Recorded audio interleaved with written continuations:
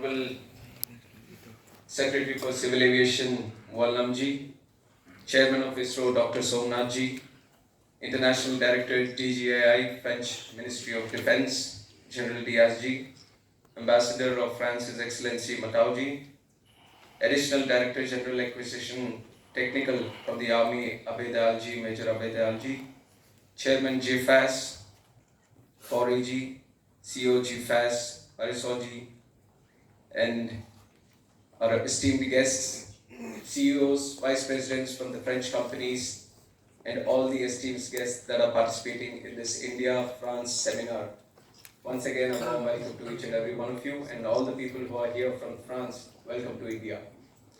I extend my heartfelt welcome to all of you, to the land of India, which is a land of limitless possibilities in aviation, defense, aerospace, and other sectors.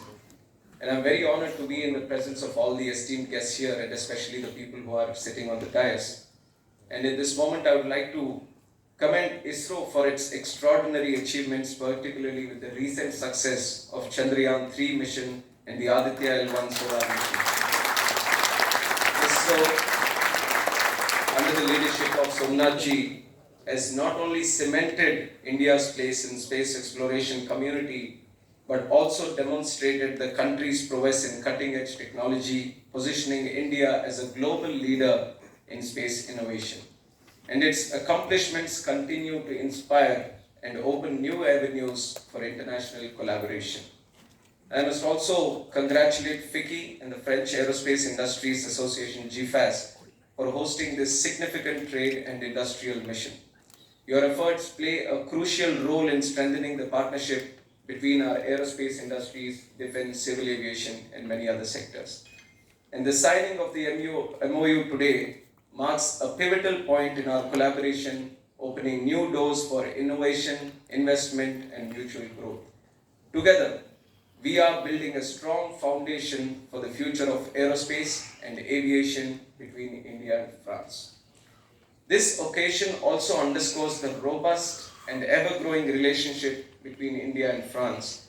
Our two nations, just like the speakers earlier have mentioned, they have shared a long-standing partnership, particularly in the aerospace and defense sectors, built on mutual respect, trust, and a shared vision for innovation.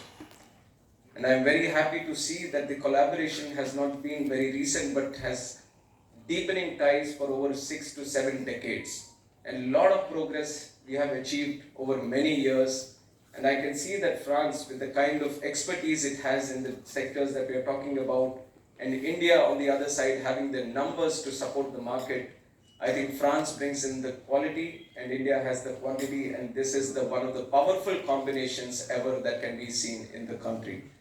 And the potential for further collaboration is immense. With India's rapid growth in civil aviation and France's expertise in aviation technology, we are poised to achieve new milestones together. Today, we advance a step closer to realizing the ambitious vision that we have set forth in the Horizon 2047 agenda, which is a testament to the enduring partnership between two remarkable leaders, our Honorable Prime Minister Narendra Modi ji and President Emmanuel Macron ji. This MOU would catalyze opportunities in the civil aviation sector between the two nations, and I look forward to enhanced business opportunities, cooperation in research, skill development, and academic exchanges. And I must emphasize that for this partnership, all the stakeholders from India and France need to join their hands together for greater synergy. And in earlier speakers, you have heard about how we are collaborating in the defense sector, in the aerospace sector, and now I think it is my turn to explain some of the possibilities in civil aviation sector. With the unparalleled opportunities offered by India's booming civil aviation market, it is a win-win situation for all of us. With Prime Minister Narendra Modi ji leading from the front, our airports have doubled up in just 10 years from 74 to a staggering number of 157. And we are on the path to establish another 200 airports in the coming 20-25 years. And we see the number growing up to 350 to 400. And if you look at other figures, the domestic air passengers in India have increased by 2.2 times in just the last 10 years alone. And the fleet size of scheduled airlines have also doubled to around 800, with the airlines placing order of more than 1,000, actually 1,200 aircraft in the coming years. And I think the major beneficiary would be the India and France itself. And I can proudly say that India is now the third largest domestic aviation market in the world and one of the fastest growing aviation markets also in the world. No nation in the world is buying as many airplanes as India. For global players in civil aviation, India offers unparalleled opportunities and immense potential for growth and collaboration. Additionally, the aviation ecosystem in the country is evolving with demand for technologies related to air traffic management, sustainability, and MRO services. And the Indian government has taken several transformative initiatives to position the country as a global aviation hub. By the end of 2030, the domestic air passenger traffic is projected to reach up to 300 million. Identifying this opportunity, the government is in the process of pumping around $11 billion for the construction of new airports and the expansion of existing ones. According to the recent OEG's Mega Hub Report 2024, the major metropolitan airports of India have successfully established their status as global mega hubs. The Delhi airport has risen to 24th position, while the Mumbai airport now stands at 44th. Scheduled airline capacity from India is up almost 9% this year, with 240 million seats across both the domestic and international markets. And I must say that this is just the tip of the iceberg. With over 1.4 billion people, a vast geographical expanse, and growing economic corridors, India's air traffic is geared up for huge exponential growth in the coming future.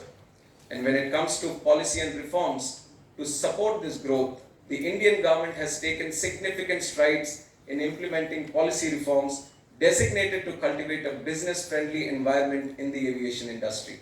And one of the most notable reforms is the liberalization of foreign direct investment in civil aviation, which now allows up to 100% FDI in scheduled airlines through automatic routes.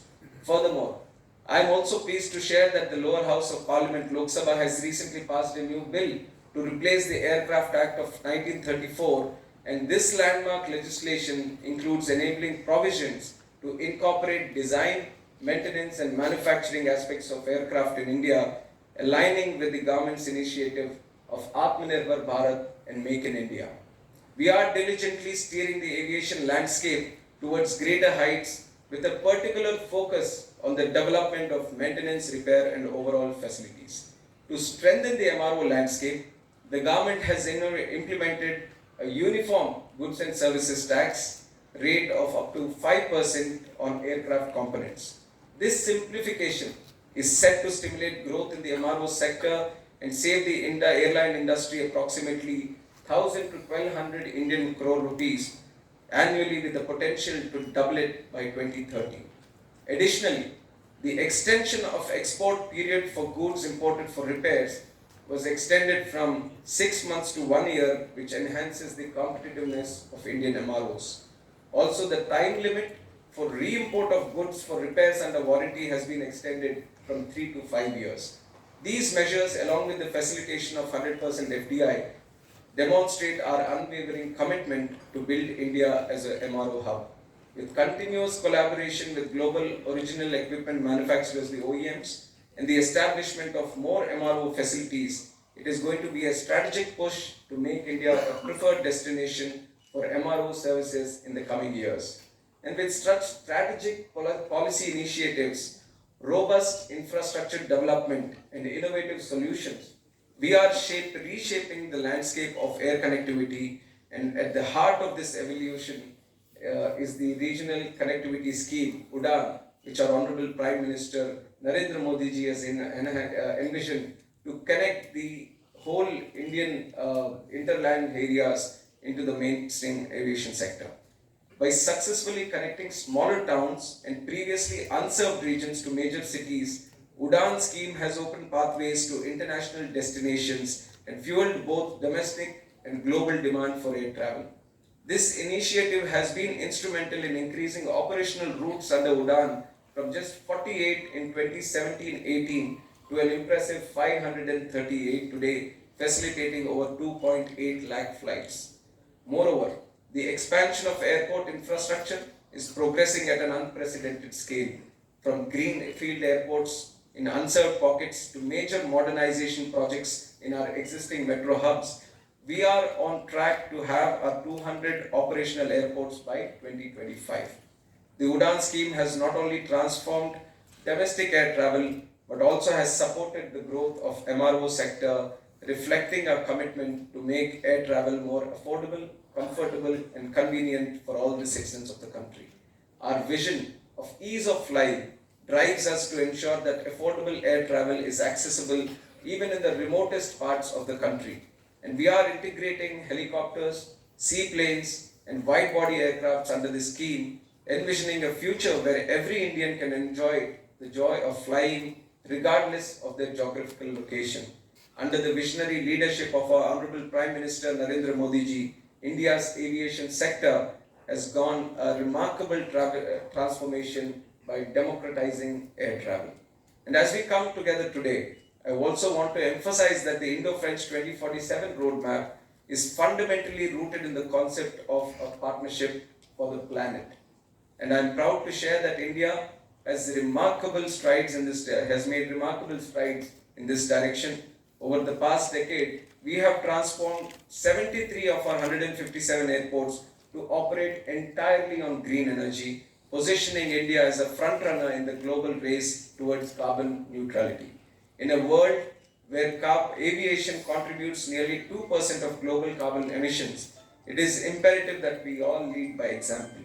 Our iconic Cochin Airport in Kerala, the first airport in the world to operate solely on solar power, has set a benchmark by winning the UN Champions of Earth Award in 2018. And as we build new airports, we are committed to our Prime Minister's declaration on financing the development of India through decarbonized energies. And we must amplify our efforts to achieve carbon neutrality in our sector. India possesses abundant raw materials and resources necessary for the production of sustainable aviation fuel. Meanwhile, France has successfully integrated SAF into its aviation operations, with airlines using these fuels for long overhaul flights. This presents a unique opportunity for collaboration between our two nations. By leveraging India's supply capabilities and France's operational experience, we can establish a robust global SAF supply chain. And as we enter a new era in aviation, the collaboration between India and France in the aviation sector exemplifies how we can leverage India's vast talent pool to drive innovation and excellence. Major players like Airbus, Dassault Aviation, Safran, Thales are already investing in India, establishing training initiatives and manufacturing facilities, and I would like to thank them through this forum for all the wonderful initiatives they are bringing to India. India's aviation market is fueled by an expanding economy and a skilled youth population. Together, we can set new benchmarks for excellence in aviation and ensure both nations remain leaders in global aviation space. The government's commitment for expanding infrastructure, fostering innovation, and ensuring sustainability is setting the stage for India to serve as a gateway for global collaboration, commerce, and connectivity. As India stands on the brink of becoming global aviation hub, I look forward towards the positive developments from this India-France seminar and from the Trade and Industrial Mission. And once again, I would like to congratulate GIFAS and FICCI for their outstanding efforts in bringing everyone together and fostering the collaboration and strengthening the aerospace, defense, and civil aviation partnership between the two countries. And in fact, it is wonderful to see all the people that are here who have come to participate in this, to discuss, deliberate, so that we can come out with powerful outcomes to take both the countries forward. And I truly believe the outcomes of these discussions, of this seminar, is not going to help only India and France, these two countries bilaterally, but it's going to help push the overall global aviation sector. We are going to help the world, we are going to help the global sector to move forward along with us. And in fact, our good friend Remy was mentioning that I need to inform you that there are 150 French people around. And I told him that I'll be in safe hands. I'm flying Airbus every other day, so I shouldn't be worried about being in between French people. So I'm very happy to see so much interest being shown in this India-France seminar, and I look forward to further more discussions with you, more collaborations with you. I think the sky is the limit for us, and we are crossing the skies also today. We are entering the space, so we have imaginary number of possibilities. We need to put our efforts together, we need to put our thoughts together so that we can come up with much more robust partnerships in the future. And I once again welcome you to the seminar and thank you for having me here. Thank you. Jai Hind.